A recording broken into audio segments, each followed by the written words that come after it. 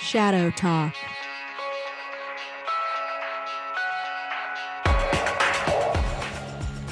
In this week's Shadow Talk, we dig into the murky world of attribution and discuss the what, the how, and indeed the why. All in this week's Shadow Talk.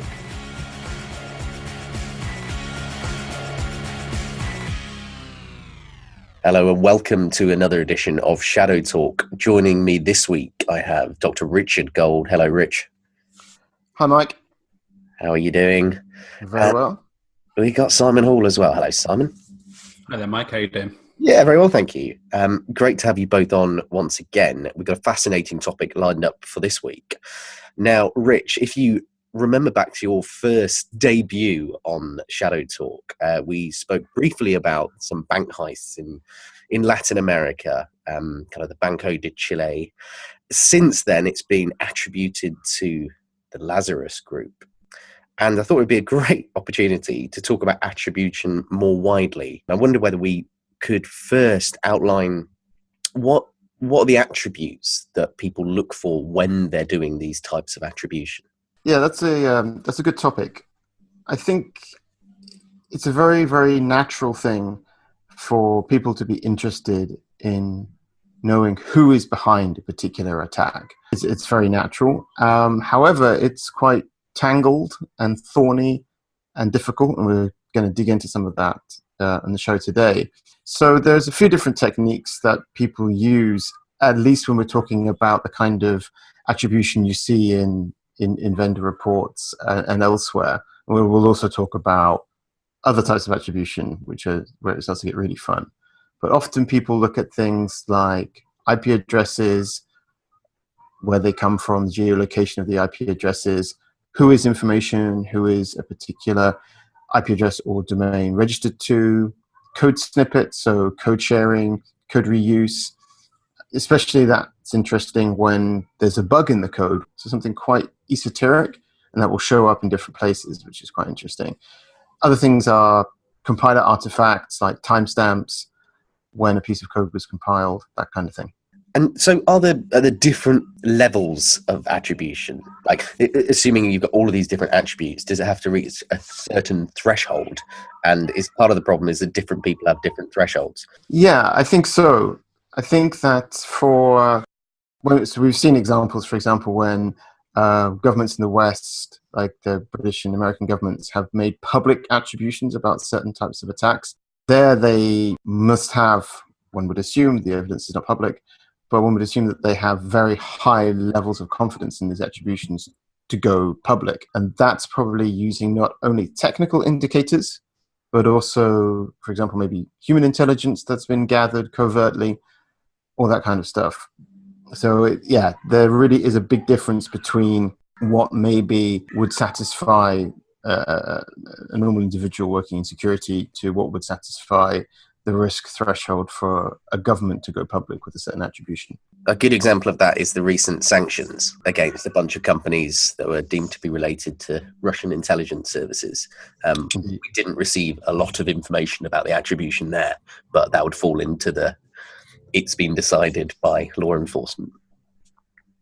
Correct. Yeah, I was going to say, with the attribution for a lot of these, and it does vary from where that information is coming from. The problem is with social media, Twitter, and everything else. Now you get a lot of what they call weekend warriors, who are out there pulling this information together and trying to attribute it to certain people. We got a lot of that with WannaCry, with the code snippets. Pieces in artifacts within the actual malware itself, and you do see this a lot. And the problem is, there are so many potential indicators for attribution, but attribution itself can be cloaked quite easily, and a lot of people also will try and mimic that as well. Good point, and I think as well it's worth keeping in mind that many of the artifacts that are used to do attribution are in fact under the attacker's control. Exactly. So if we look at, for example, IP addresses, now that could be the IP address of a VPN, of a proxy, of a hacked machine. And I think Simon has rather strong opinions about geolocation and IP addresses. Yeah, definitely. I mean, the problem with geo IP, I mean, IPs can be reallocated and the data is quite often incorrect, whether it's just a different city. I mean, in some cases, there's even been country reallocations for IP addresses. The data is never up to date in a lot of cases. And we've seen organizations where the whole entire kind of /16 blocks have been reallocated, and this can change cities or anywhere else. So geo IP kind of attribution based on geo IP is never a 100% sure thing. Sorry, yeah, absolutely. And the other thing worth mentioning on that, if you take a particular IP address and you run it through a number of different geo IP databases, you will get different results, which I've seen firsthand. Exactly. I mean, this can be a number of reasons. This can be age or just incorrect records where they've pulled them in from. But also, as we say with IP addresses, it's never going to be a good indicator. I think the problem is with attribution, like if you have one or two indicators, you're never going to get a high kind of probability match on there. IPs alone, thing is with an IP address, everybody knows that any hacker out there is going to, as you say, try and go through a compromised host or a VPN. But they won't just use one, they'll use multiple and chain them. So it's hard, especially with the geolocation stuff. So if you've got a US agency who's trying to track down the origin of an attack, they track it to one host in one country, but then that was pivoted from another location. And skilled threat actors will take into account the politics between countries to try and find weaknesses where a country is not going to share information with another country. So if you pivot between multiple compromised hosts between different countries, it's very unlikely that law enforcement are going to be able to pull information from a country where they've got a bit of hatred for. That's a really good point. We also see that with code snippets. So that's also something that people use to make attribution. And as Simon mentioned, there's a lot of armchair experts who get involved in this. And the thing is that code can be reused in all kinds of different ways. It can be a library function, something very simple and basic like that, which is shared between different groups. It could be that particular threat actors share code with one another. It can be different actual individuals who move from one threat actor group to another as well. Also, code gets stolen, code gets passed around, all this kind of stuff. So it's difficult to make a high confidence assertion based on just these kind of artifacts. As I mentioned already, these artifacts are also under the attacker's control. So if you want to intentionally deceive people, then this is quite a good way to do it. And we see also, when we look at real top-tier attackers like the NSA, we have a lot of detail about some of their operations from a while ago, which were part of the Shadow Brokers leak. But we really see how they operate in a way to minimize their forensic footprint, so to leave as little behind which can be used to do any kind of meaningful attribution, and also how they pivot their traffic through multiple machines, multiple compromised machines, to reach their goal. So it's never a direct connection between the ops machine and the target. It's always going through multiple relays before it actually reaches there. We also see that they have lots of functionality in their implants to burn their presence, to get rid of all of the information of being on a particular machine, so they can uninstall their implants. The implants will also uninstall themselves automatically after a particular time period has expired. The implants also have anti-logging, anti-auditing features. So these top-tier actors are really operating in a way that makes it difficult for meaningful attribution to be performed. So again, we have to be quite cautious when attribution is made. I 100% agree with that. As you say, the indicators are 100% under the control of threat actors when it comes down to this. So they've got knowledge of other groups and how they operate. And a lot of these guys do share information as well. They can easily mimic those indicators to mask that or to take advantage and throw people off the trail. But you also see a lot now of commodity-based software being used in these attacks.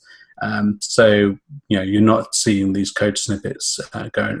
Their unique fingerprints for their code snippets being used in these pieces of malware or attacks. Instead, they're using off-the-shelf software like Cobalt Strike, or they're going for Mimikatz and customizing it slightly, so there are no unique fingerprints for them to be traced back to. And you also, if you look at Vault 7 and the CIA dumps, you see a lot of information in there about them using off-the-shelf stuff as well, and talks about presentation they've seen or various tools where they're going to be using. So, I mean, you can see a lot of this commodity use of tools being done now. Yeah, that's absolutely true. And especially when you see how good many of the commodity tools are, if you want to operate as a pretty decent APT group or pretty decent red team, the tools are quite easily available to operate at a good level. So if you've got a team which is already very skilled, very experienced, you're not really going to be slowing them down too much if you tell them that they have to use a particular tool set for a particular operation. Now, of course, there's always retraining involved and familiarization, but once they get stuck into it, they will be pretty formidable. Now, we've talked a lot about the technical factors. How much do non-technical factors tie into it? I remember there was a fantastic talk by Thomas Ridd on attribution, and he gave the example of an East German disinformation campaign in which they painted a bunch of anti-Semitic things across Germany in order to, particularly West Germany, in order to get this rip roar about kind of how bad West Germany was. And eventually they attributed it to the East German government. And that wasn't due to, you couldn't look at the types of spray paint it was because the spray paint was from West Germany, and you actually had to look at kind of the politics of the situation, and you had to actually rely on insiders as well to provide that information and that insight. So how much does good attribution rely on the non-technical factors and actually having insider information? As we mentioned before, what goes on behind the scenes when a public attribution is made, especially by a government, is there's not much that's revealed publicly. It's very much kept under wraps. We think it is likely that multiple forms of intelligence are used to make these kinds of attributions, to make these kinds of statements. And we would imagine as well that human intelligence, human plays a part of that, as well as technical collection. I think as well, there are some things which you can't really fake. And that's something interesting to think about, in my opinion. For example, the targeting. So if a number of defense contractors in a certain region are attacked, it's quite interesting to think about the politics of that may inform the targeting, because it's unlikely to be a false flag in terms of the actual targeting. Now, whether or not it's one nation state or another nation state or a criminal group or a mercenary team or whatever, the targeting is usually very revealing. One example is around the OPM, the Office of Personnel Management in the US, that was breached. We can think of a few likely candidates of who would be interested in data like this and who could also operate in such a way as to make use of data such as the data that OPM held. Behavior and motive are definitely two of the stronger indicators for this and the non-technical ones. And I think that's pretty, with a combination of technical indicators, behavioral indicators, and this motive-based indicators, I think you can increase the certainty quite high. So maybe it's worth talking now about what we consider to be good attribution. So we have a couple of examples that have been made public of good attribution. I think Simon has quite a fun one to kick off with. Yeah. So, I mean, when we're talking about attribution and we look at examples, there's probably only a handful of actual good attribution-based examples out there that have actually been disclosed. The problem is most of this gets swept under the carpet and people tend not to release the information. But one that I really like is based on physical intelligence, as well as kind of advanced operations that have been in place beforehand. So if we look back to 2014, 2015, the Dutch Intelligence and Security Agency, they had positioned themselves with previous intel into a university in Moscow where they had believed that some of the APT groups were operating from. They were able to insert themselves into the network for a particular area within that university. They were able to control the CCTV cameras at an entrance, and they also had access to some of the servers that were being used for some attacks as well. Now, they had access to this information for about a year or two in advance, and they had sat there for some time. The thing I really like about this was they were able to identify particular members that they had believed to be part of groups in the past through the use of the CCTV cameras. So taking stills, and they're able to push those through various agencies and get identifications. They were also able to identify potential or believed assets for Russian agencies as well that are coming and going to these particular locations. So rather than actually relying on an IP address for the university where it could have been anyone else, they actually had access to a camera where they were able to see the comings and goings of these suspects, so that people that had under attention previously. So in this particular case, they were monitoring for some time, and they're able to actually witness attacks going on against the US State Department, and also from there, once they had gained access, onto the White House. And they were able to take this information and then pass it on to the US government for them to do something about. I mean, the problem is with this, like, it's great because they're able to identify this and they had the physical access to do so, but they did need to have that suspicion in the first place that activities were going on here. So they were in place and they had a full-blown operation, which took a long time. Most attacks, people are not aware of them until months or years afterwards when they're trying to go through logs and trying to identify these things. So with this one, they got lucky because they already had an operation in place. But I think in most times, this doesn't really work. Yeah, it's a great example. Cheers, Simon. And in that one, kind of the outcome was the fact that they could assign it to certain individuals and they could make arrests from that. And it raises the broader question about kind of why bother with attribution if it's so hard. What are the actual merits of doing it? Yeah, so I think the merits, there are some key things for attribution because you want to know what happens to your data afterwards. So this is the key thing I think about attribution is if someone's broken into your organization to steal data, you're obviously worried about you've just been breached, you're trying to scramble to fix everything.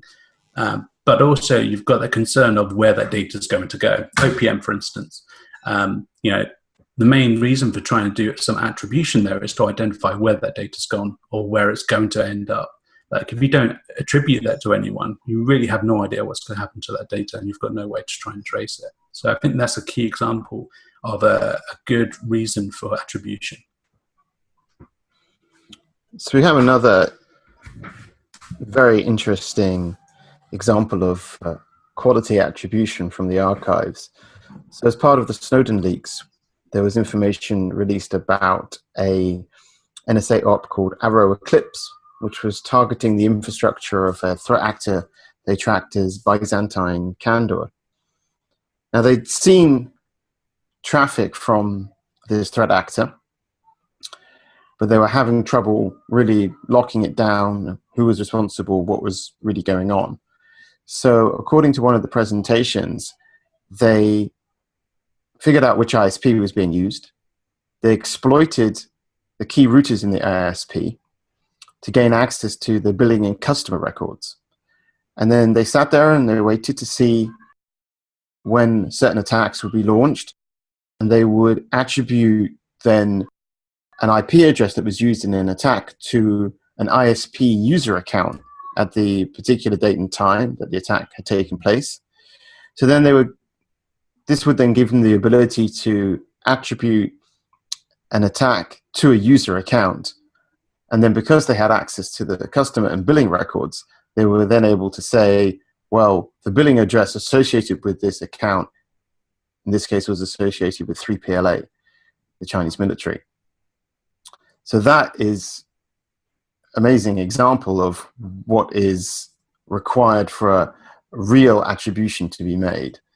And I think that this is very, very interesting, and also with Simon's example, fascinating operations and really, really very intriguing. But I think that the key takeaway for me is that whilst this is important and useful for intelligence agencies, law enforcement to do their work, for regular organizations who are defending their own networks, it has quite limited value. It's not that essential to deal with an attack to understand the organization or individuals who actually performed the attack. So I think that it's more important to spend time on actions that give you a high return on investment in terms of time and money, such as attack surface reduction, protective monitoring. And attribution is really something that, whilst provides a sense of resolution to an intrusion, it's not that significant at the end of the day. And as the examples that we provided show, the bar is very, very high for meaningful attribution. And that's certainly out of reach of almost all commercial organizations.